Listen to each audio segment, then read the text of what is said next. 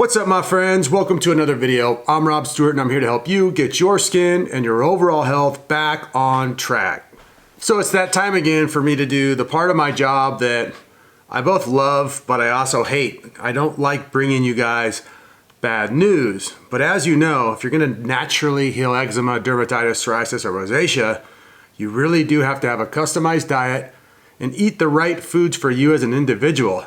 More importantly, you have to avoid the wrong foods.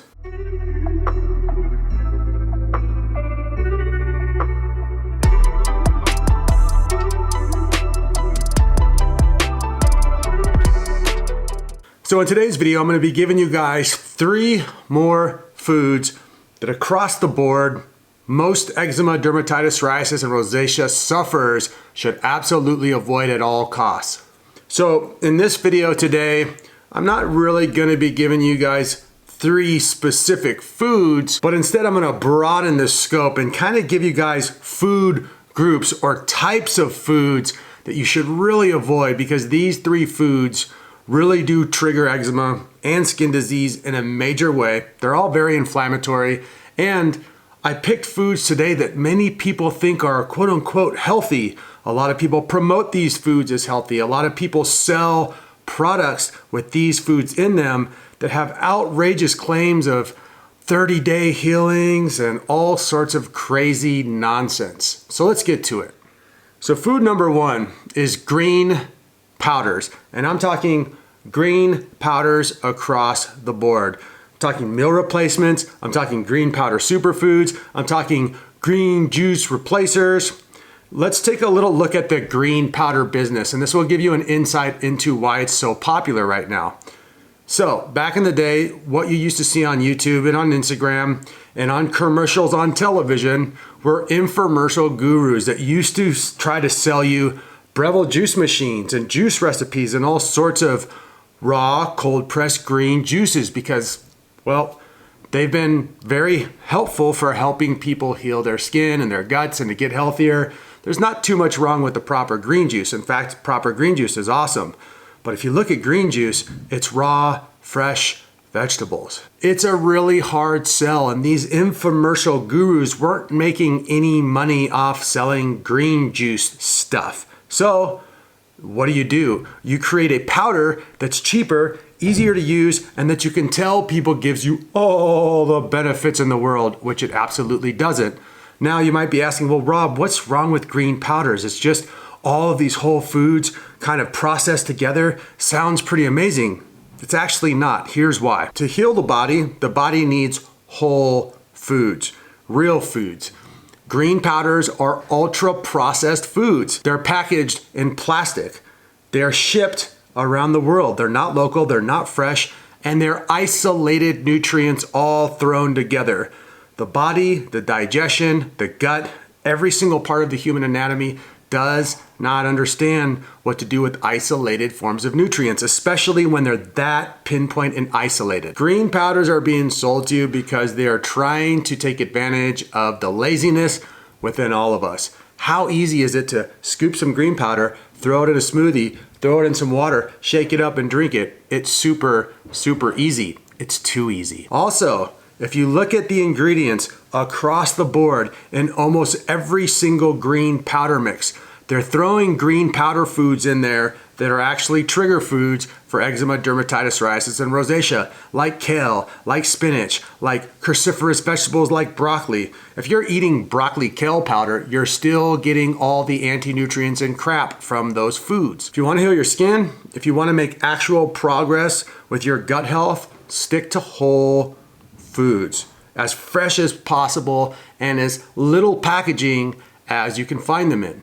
Here's a key. When you go to the grocery store to buy your food, what does all the healthy food look like? No packages. When you go and buy red meat, it's in the glass jar just sitting there. The steak just sits there. When you're buying produce, you go to buy an apple, it's just sitting there. It's just an apple, a plain apple. It's not a powder in a plastic package inside of another plastic package that's been shipped from Guatemala. That's not really healthy in my opinion. And From my experience working with over 1,000 people, the clients of mine who have really struggled have been trying to use things like protein powders, which you guys already know are horrible for skin health, and all of these green powder superfood supplements. Skip the green powders, do real foods. Your body will thank you. So will your skin. All right, food to avoid number 2, raw vegan desserts. It is an absolute joke to me. It's pretty funny and comical when I go on Instagram or when I just skim through YouTube. The raw vegan world has always been pretty awesome and pretty wild and pretty just kind of the wild, wild west, but now it's at an all-time high. You're having your vegan raw food gurus saying constantly, you can get so healthy, you can heal your body in 30 days eating these coconut cashew cream raw desserts.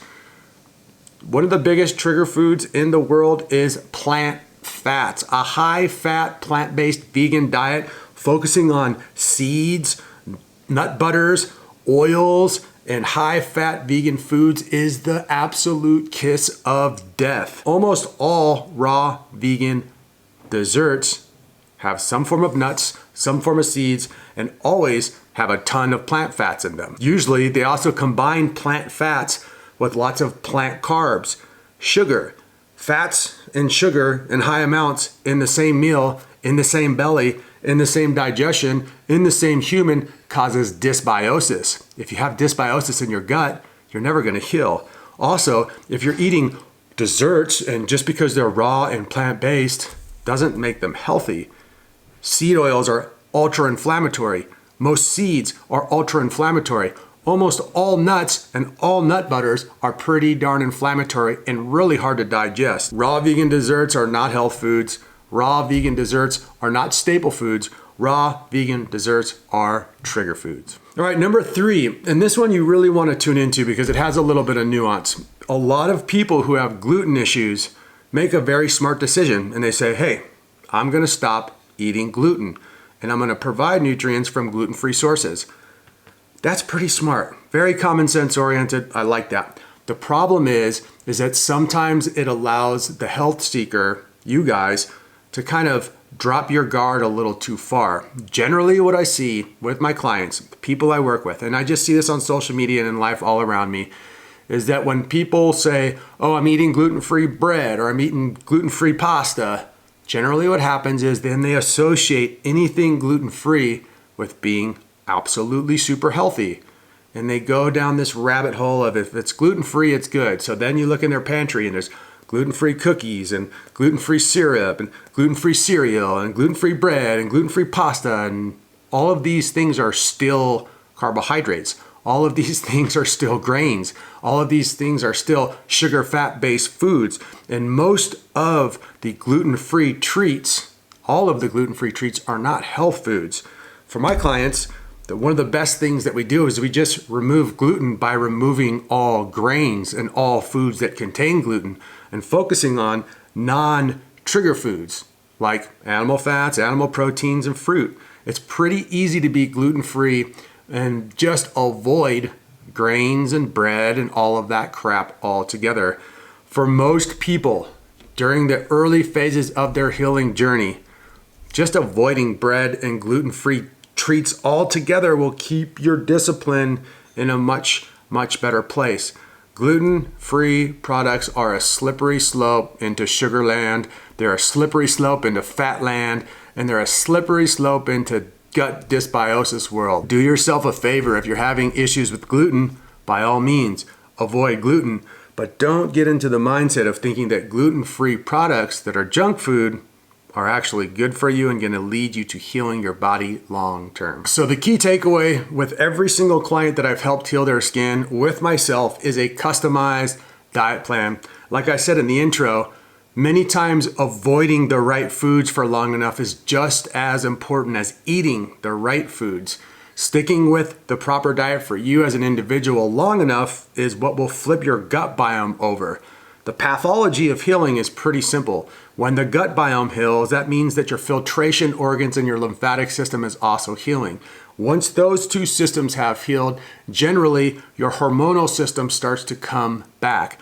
Once your hormones are back, your filtration system is back, and your gut biome is back, then your autoimmune and your immune system start to balance out and recover.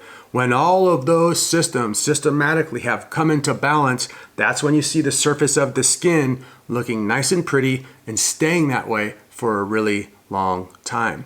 Avoiding these 3 foods, I think, will be a big help for most of you. Also, I have put out plenty of what not to eat videos. Give them a peep. If you're struggling with your diet, it just might be 1 or 2 foods or food groups like these in today's video that are holding you back, and removing them and replacing them with something better will make things way easier and make the healing process speed up immensely. Leave all of your comments and questions down below, my friends. Thanks so much for watching. I wish you guys the ultimate, best, and the easiest healing path you could possibly have. For those of you guys out there who are looking to get a hold of me to become one of my private clients for skin health, there's a link in the description box for a consultation. There's a link in the description box for the 3 phases workbook, which is my step-by-step guide for healing the skin with diet cleansing and lifestyle changes.